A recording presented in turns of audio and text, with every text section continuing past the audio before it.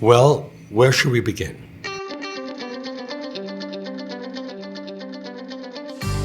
Here is a man who needs to defend himself before a biased judge.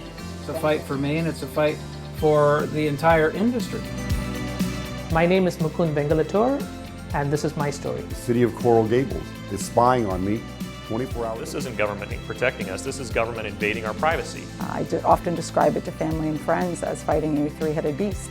Small business owners are struggling as the pandemic shows little signs of slowing. When the government shut down my business, I felt like I was alone.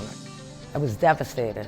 When I found out about the moratorium, I was shocked. A shift like this in policy would be catastrophic to the U.S. cattle industry, and that's why we reached out to the new Civil Liberties Alliance for help. I'm under federal investigation for making a joke on Twitter. This is really taking the power from the people. I think that's one of the most illuminating things that NCLA is doing, is getting people to think about that.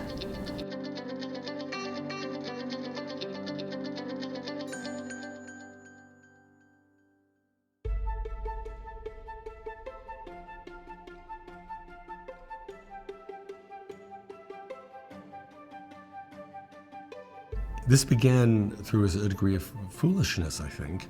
I would sometimes mention to people I met that there really ought to be a civil rights organization to bring down the administrative state and defend our civil liberties. People thought this was rather idealistic and odd. But to my astonishment, I ran into one or two people who actually thought, oh, that's actually a good idea.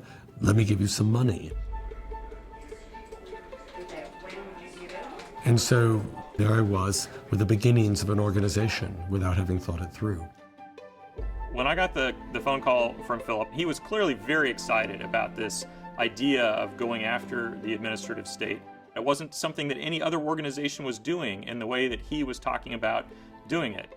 I think he was a little taken aback by the extent of the ambition, do away with all unlawful power. As we talked about it, he gradually began to see that this was not altogether unreasonable.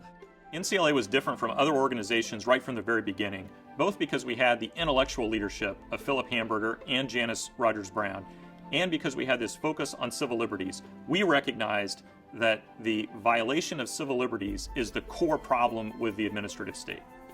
We're only taking aim at those unlawful exercises of power by which legislative power is transferred out of Congress into the hands of agencies.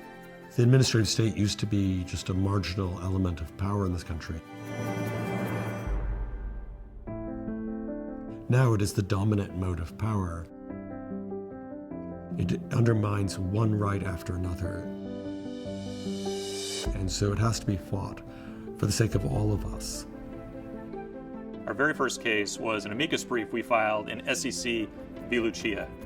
I told Jeannie, I said, if we stand up to the government, we will more than likely lose everything.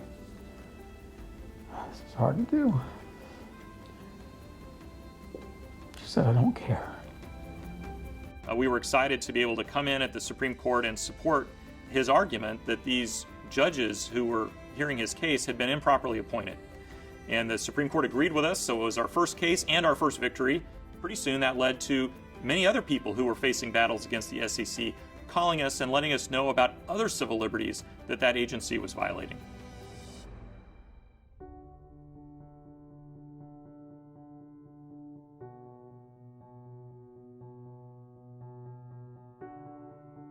All non-essential businesses shall close their physical workplaces and COVID introduced a sort of administrative power that is particularly pernicious, namely emergency orders, emergency controls. When Baker declared the state of emergency to my business and shut me down, I was devastated. I could not believe that as a law-abiding citizen in this state, I was being told to shut down my business. I've been in business for 30 years for myself, and I've never faced anything this dramatic in my lifetime. When I started here 34 years ago, there were approximately 48 oral surgeons in the community. We have about 12 now. That shortage actually existed even before the pandemic. Some of it now is self-induced by some of the restrictive mandates and regulations that have unfortunately been put into place that really don't need to be there anymore.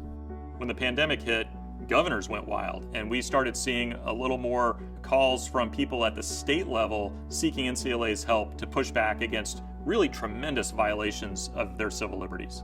One of the results of not getting vaccinated would be an up to termination.